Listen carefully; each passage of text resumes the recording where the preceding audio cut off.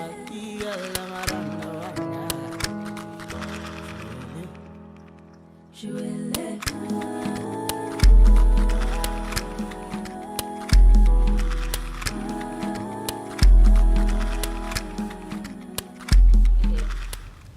everyone, my name is Kanyisile Shabalala, and first I'd like to welcome our panelists today. Give yourselves a round of applause for being here.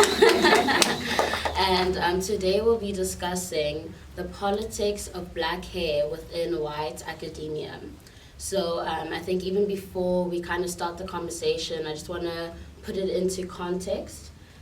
So the inspiration for this topic is obviously the conversations and the conflict that always kind of arises at the beginning of the year, especially for high school and like primary school students, when it comes to the code of conduct of their high schools, when it comes to the policing of black hair, where students are told that they can't have their natural hair, that they can't have dreads, and that this looks untidy, etc., etc. So I just want us to kind of have that conversation, and I think a good place to kind of start is kind of cementing where the basis of these types of, where the thinking behind, like, where at what point do you feel like you're allowed to tell kids that they're not allowed to be comfortable, or their natural states, what their hair looks like is unprofessional, it looks untidy, etc., etc. So I don't know who wants to open that up for us. Luto, I'm gonna come to you. Where exactly would you like me to start? Just where do you think that where's the root of that type of thinking? Where is the problem? Where does it start? I would definitely have to say it's ignorance, and they don't want to educate themselves because I've experienced this a lot, like where I used to go to, like in high school. I feel like our teachers never wanted to educate themselves on our hair, like they were very ignorant about it.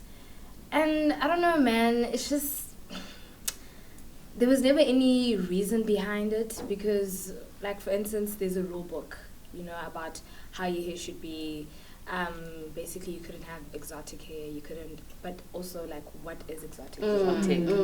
That was always my question, because, like, teachers would be like, your hair looks exotic, but, like, that's how my hair was made, that's how it's supposed to grow, so, like, I don't understand what exactly exotic hair is.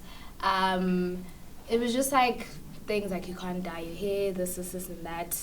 A lot of the rules in the rule book were applied to black people and white people, but that's not how things were enforced. Because I would find that they would just come up with rules as they go along.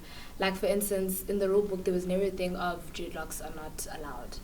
Till matric, when I was in matric, I had dreadlocks, and so did another friend of mine. She was in a grade below me. And I remember, so during assembly, they would do, like, uniform checks. And then one of the teachers went up to her. They were like, sorry, like, are those dreadlocks? Like, we never actually realized that she had dreadlocks. I was like, are you serious? Like, wow. Like, this girl has been in your school since grade 8, and you're trying to tell me that you didn't know that she had dreadlocks. You don't know what dreadlocks look like. And they were like, so, like, technically, you're not allowed to have dreadlocks. Like, dreadlocks are not allowed, but that was not in the rule book. So it sort of felt as if, like, they would just make up the rules as they go, or, like, however they felt. Like, it's just kind of like, you know what, today, like, we don't like her hair, she must fix her hair. And it's weird that they said that to her, but they didn't say it to me. Like, I wasn't told that, like, no, I'm not allowed to have dreadlocks. So, like, I just didn't like the fact that you make the rules as you go along, and no one wanted to educate themselves, because also, I remember, I don't know if it was in grade 11 or matric, they hired a teacher at our school who was the Zulu teacher, and they specifically chose her to deal with black people's hair. Like, part of employing her was so that she can handle our hair, because there was a period where there was a lot of controversy happening between students and the teachers because of a hair situation that I had like with one of my friends. She had an afro, and they didn't like her afro. They were like, you need to fix your hair, it's too puffy, or maybe you should just relax it. So we had that whole issue, and then after, you know, that whole issue happened, that's when they hired the teacher and they chose her specifically to handle our hair. I want to touch on the kind of aspect of, could it be that the main problem, especially when it comes to white academia, is that now you have people who aren't black making the rules, not understand, like they have no sense of understanding. They're away from the reality of waking up and now you have to comb your hair, etc., etc., etc. Yet they're the people who come up with these rules, and it's also like, how do we correct that? I think the issue starts with the idea that the expectation ought to be that they understand our hair. The idea for them is never to understand our hair. It is a colonial departure, because that's the rooting of this very conversation, right? Is that black people ought to assimilate into whiteness. They need to model and mimic whiteness, right? And whiteness is the standard of all things, from your aesthetic, from your thinking, from your way of being. Even the way you say your name needs to echo your proximity to whiteness, right? So when it comes to hair politics and hair issues, we are responding to the idea that we are products of white ideation. We are not products of your idea of what it means to be successful. We are not products of what it means for, pertaining to beauty. We are not models of your understanding of beauty. So when we see these policies, funny enough, this is exactly my thesis question. I'm doing my honors in sociology in this particular question.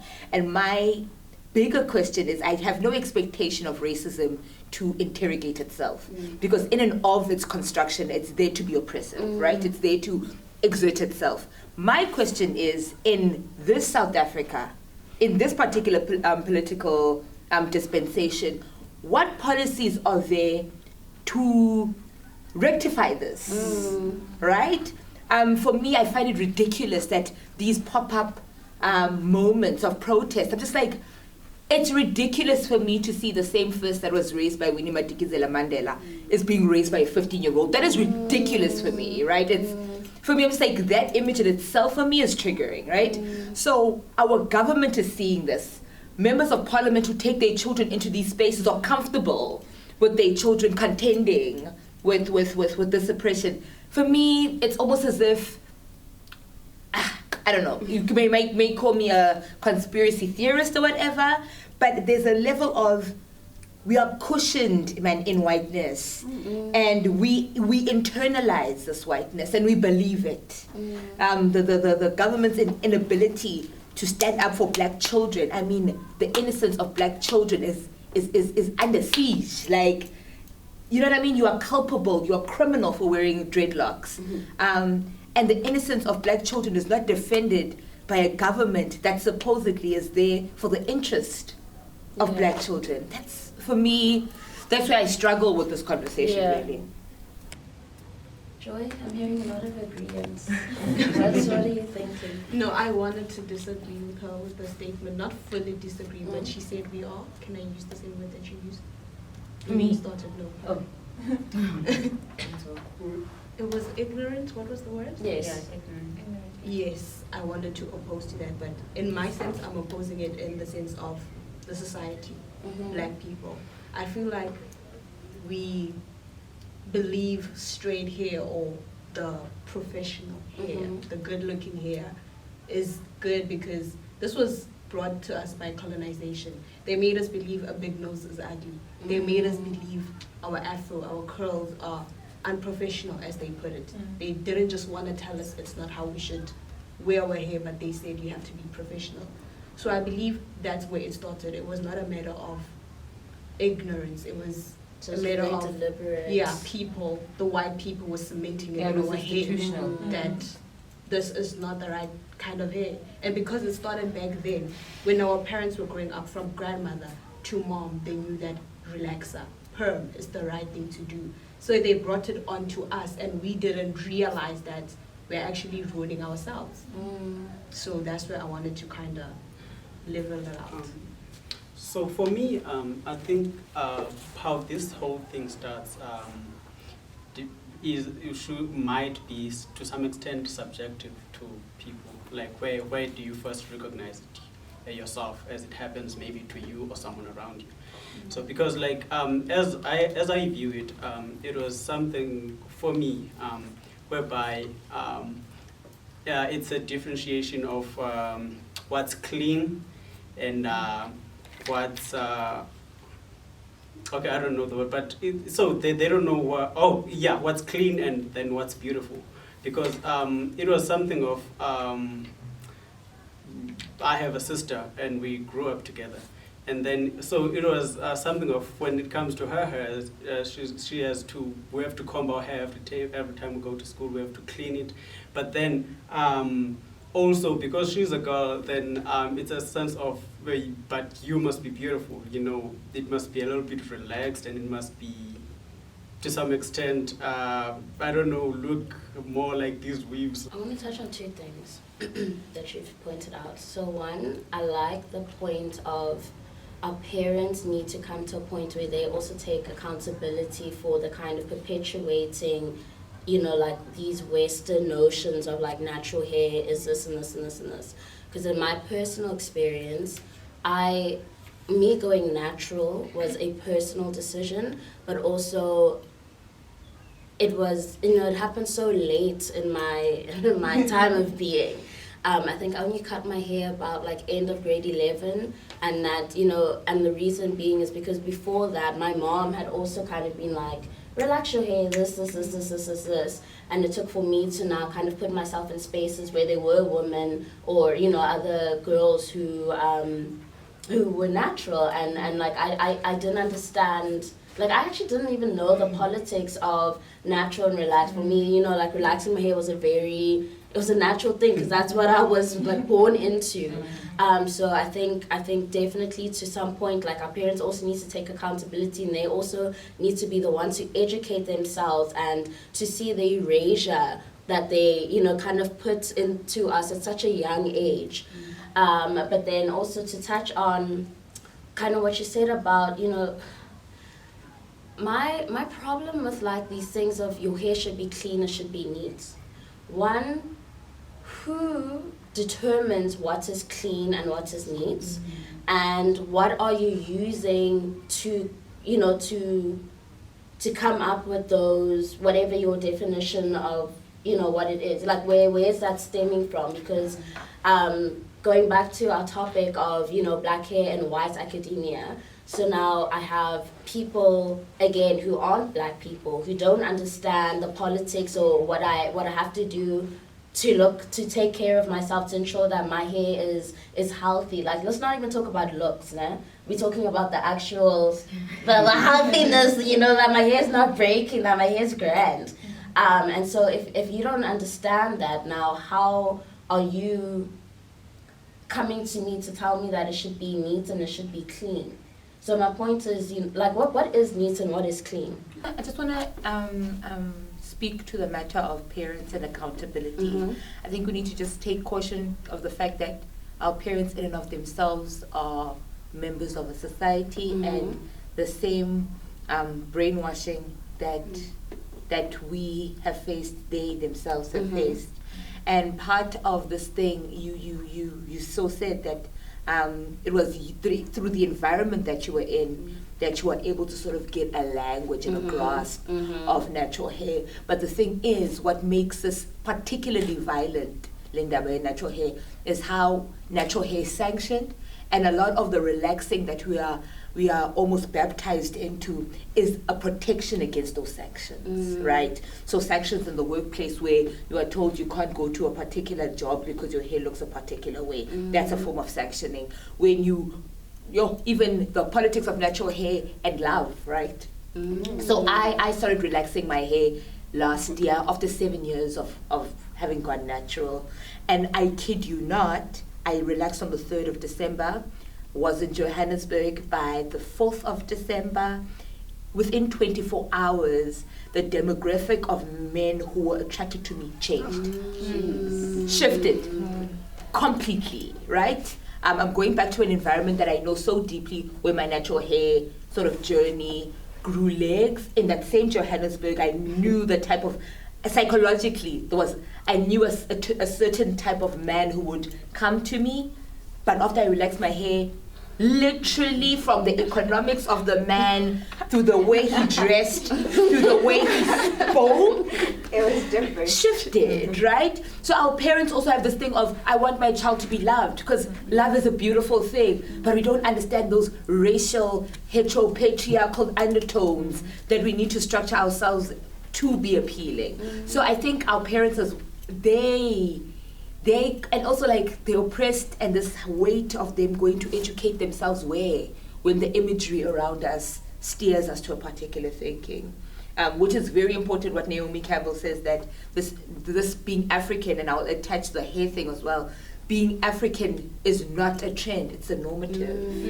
Now we are the generation of parents that need to, deal with the situation as it should be dealt with, without the dictates of white heteropatriarchal. These words are long. Yes, like white heteropatriarchal normative, etc. So yeah. Funny enough, in my family, after I went natural, my mom went natural. Sure, you see. So I was, so they said, but also to actually want to hear a response from what Matabo's just said, just in terms of, how black men respond to like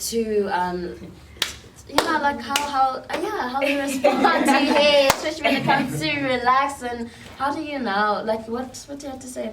Okay, personally, I prefer girls with natural hair, but then I feel like that's more of a thing of, throughout the years, maybe I've decolonized my thinking, but then I find a lot of the time, like, a lot of gents are still indoctrinated to still prefer women with, like, let's say longer hair and lighter skin and, like weaves and stuff.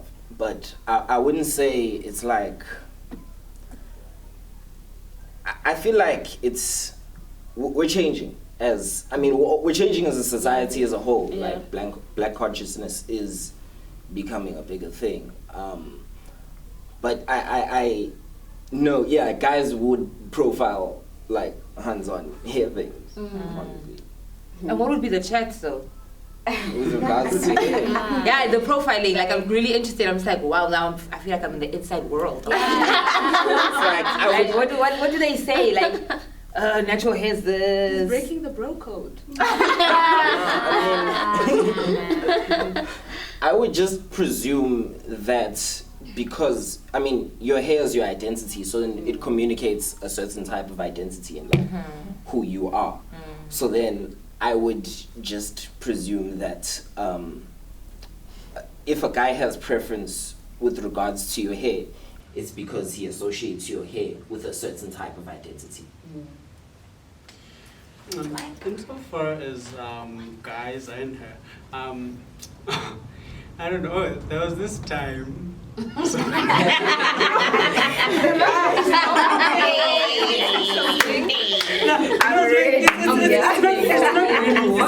really something that we actually talk about. That I like that girl. Look at her hair. It's not really a thing of.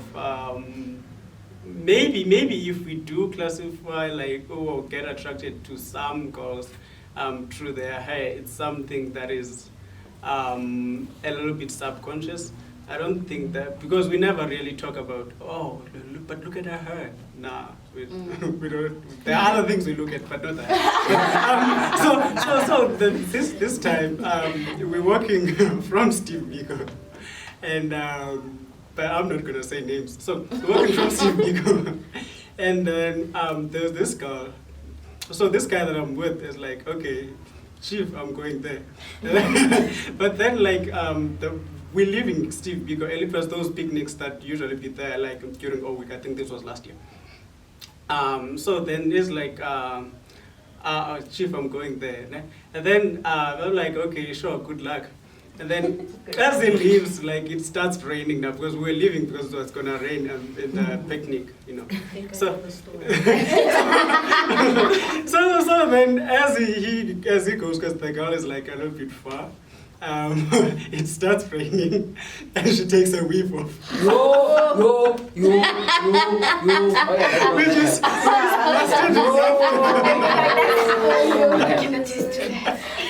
Like that sometimes. you know, and he didn't go there anymore. So it's sort of like I don't want to say I'm shifting the blame that the guys don't they don't really look at the hair, but also like when you have it and it is sort of like you have this look and you suddenly change it like that, you're gonna be like, oh, you know. What like, do you think? I got you. No. You know it's a weed. What are you expecting? What I wanted to say within this conversation is, yes, it might not be something that's spoken amongst men, but I think that there's like some type of like internal processing that does happen. And I think that it's so important to kind of unpack that, because does it then kind of mean that the violence of like colonization, apartheid, etc., could it be that it affected men substantially more than women? The reason I'm saying this is because, like, you know, we kind of the same age, right? Yeah. But I'm a woman. Yet I'm able to I'm able to have these conversations. I'm able to put one and two together. So my question is, how come men aren't able to do the same things? Like, how come how come men haven't been, like, how come they haven't gotten to a point where they're like, listen, why is it that when I see a woman with nice, relaxed, straight hair, why is it that I seem to be more attracted to the woman, you know, with all the like processing, you know what I mean? It's something that to me seems inconsequential. Like I don't know. It's gonna take like a lot of many thoughtful people, because there are a lot of stuff that we do talk about that we think maybe are more consequential than others. So then it's sort of like you don't consider there's a lot to look at from a woman, you know, including her. So then you sort of like look at her like as the whole. So you don't really like take particulars and be like, okay, maybe that, maybe a little bit of that, and so then insofar as her is concerned, I think it's one of the things that we didn't really think would be so inconsequential. It seemed inconsequential to us, I think. But that's just my opinion. So I've never seen any guys talk about it. Could it be Kanya and Pam? That's, I think what in the South African context, as I understand or as I see the relationship of hair to boys, which reflects in manhood, is the fact that from the get-go in these white institutional spaces, the language of hair is divorced from the get-go. You chop off your hair. So even the tools to sort of plow through the thinking, plow through the psycho-dundun that's here, we don't have. Like women have, because we're dealing with code of conducts. So that's a language, and then from that language, like and another language a counter language is developed. So for boys' schools, it's no, your hair needs to be this short or hingai. So that language, coupled with the language, the relationship with hair is then fractured.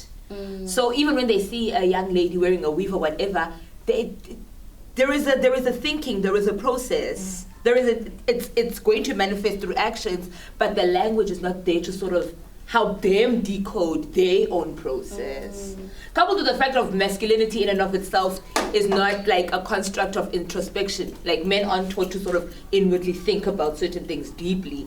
Coupled with that nonsense, it's just, do you know what I mean? Yeah. Stalemate, like going nowhere. Also, are white students as limited when it comes to hair as black students? No. Because okay. Actually, I can talk about this. At my high school, it was really weird. One of these white boys shaved their hair like cheese scope vibes, and our like head student or whatever teacher, she was like, "Sorry, you actually suspended because somehow this is like Hitler Nazi vibes." Wow. Can I just add on to that? I think it just goes back on like the policy situation. Like I always say to myself, why would you allow students, like black students in your school, if you're going to be so restricted towards them? Because like Ruta was saying the other time, I mean, not like now, that like literally the system in terms of like hair changes every single time. So I remember going like when I was in like grade 11, I think I was doing like that JJC counseling thing. We were trying to be like head girls and all that nonsense. So there was this one girl, Twasa. So she was going through like a traditional healing thing. So she comes to us as the counselors of the school, like, hey, you know, I'm going through this. This is the kind of hair that I need to have. How do I even try to fight this with the school? So now our part or our mission as the counselors was like, guys, let's do something for this girl. You know, this is somebody who doesn't have control of how her hair should be. We know Umdo Twasai or somebody's going through a traditional healing thing. You have to have short hair, natural hair, or dreadlocks. So it was a matter of, at that point, can you not, you know, adjust your system for kids like that who don't really have any say on how they should have their hair grown. So it becomes part of going back to the policy. If you know you want to allow black kids in your school, then allow them to have at least some part of their dignity or some part of, you know, what they have to go through. So, it be like that sometimes, you know. It really be like Interesting. Kind of to play devil's advocate now. So yes, there's an element of can these schools adjust to us, but there's also the conversation of if we know that this is the system, this is the rule, why do we insist on putting ourselves in spaces that we know were not created for us? And I think in terms of, you know, the conversation of education is a very sensitive one, because now if you live in a certain area, of course you're going to want to go for the closest school to you, but also, you know, the school that's going to allow your child to succeed in life and give them all these opportunities, etc., etc. But you know, to what extent are we willing to compromise ourselves as black people and allow for that violence to be, you know, for us to experience that type of violence, knowing that like this place was not designed for you. And so yes, you're here for an education, but now you are constantly being told that you can't be who you are, that your blackness is not neat, you know? it's what But now in a case, because we're in a generation right now where a lot more, because these are fairly young issues, right? Because a lot more black people are entering these white spaces. So, for example, I'll take her example of how they were changing the rules all the time. We actually went to the same high school for interesting. Gang gang. So they have now, a similar style. so now what you see in these spaces is like they had rules that weren't, you know, they weren't problematic before, and now as more people are coming into these spaces and speaking out, they're seeing that, okay, we have these issues, but then they also don't see these issues as particular issues because they have different value systems to us. Now, we have a right to equal education, right? And now it's like these same institutions that have systems that oppress us, that provide the like highest education. in this space, because we still want to get into university. Yeah. We still want to get a good job. Why must we compromise our rights to equality? But to extend on what he's saying, like, I think it's the audaciousness of colonialism to come onto someone's space, enforce their rules, and now make us question why we, like, you know what I'm saying? I cannot be questioning why I want to go to the school. It's on this land. I start and begin here. I end here, right? My ancestry is here. You came here and enforced a particular rule that was against me. I need to be able to navigate these spaces. I need to be able to speak back to power if need be. But also the idea of, you see, that's why I'm saying our government is also literally pandering to whiteness still.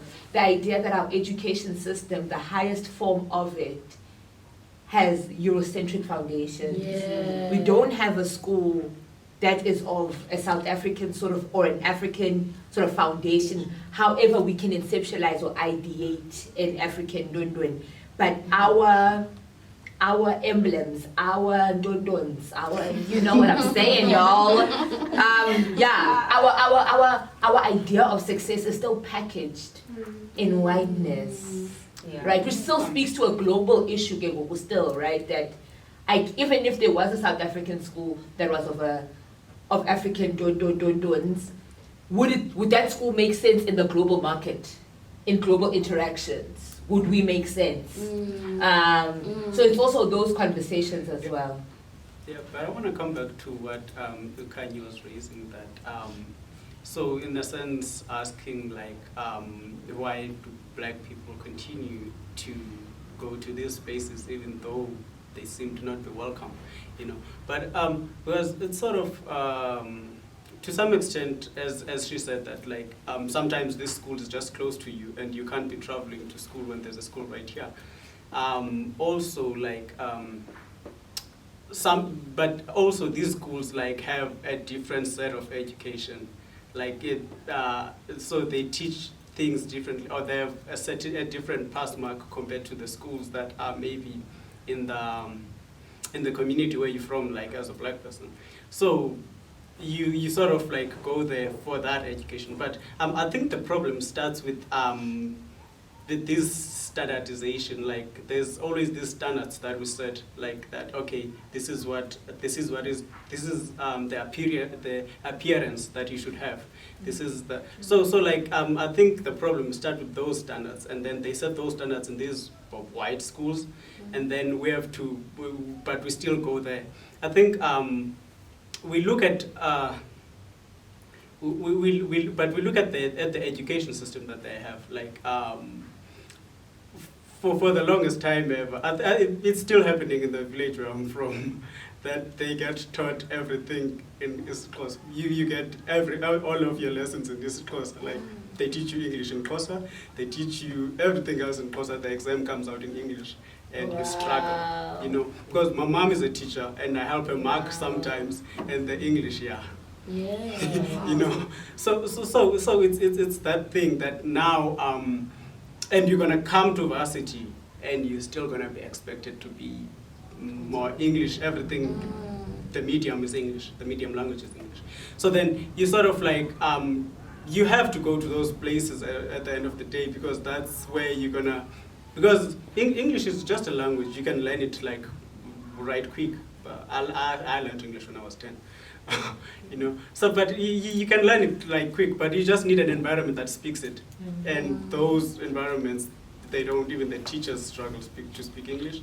So then, so there's a lot of benefits that comes with being in these schools that have these standardizations that don't necessarily fit black people. So then, like, if there are these benefits, then and they can't transfer these benefits to the schools, like in the townships and stuff, then why can't they just get rid of these standardizations, you know, and just let people understand that people are different, you know? So it's just that thing for me. Oh, I feel like that's why she started her argument on ignorance, because in particular in that particular high school, we were trying to, because we weren't really represented in the school rules, right? And that led to this thing of them always making up something, but there was so much reluctance in that, like in the process of breaking. Oh, I just wanted to add to the fact that you said this happens in white schools and we don't go to the black schools because of their level of education. And I just wanted to argue that sometimes it's not even because of the level of education. A school might be led by black people, but they still bring the same code of conduct that the white people would bring. Yeah, I know. They still say your hair is supposed to be tied up when you come to school. You can't have an afro because the person behind you can't see. Your hair can't I am so passionate about that one. So it's not just the white people. They've cemented that in us as well. So we're fighting within the same race. Well, we are gonna wrap it up, but thank you guys so much for being a part of this panel. Thank you. And I also just hope that the conversation continues. This is just the beginning, even in our own personal spaces, and I think especially with young people, cousins, younger siblings, whatever, it's so important to have these conversations. And well done, guys.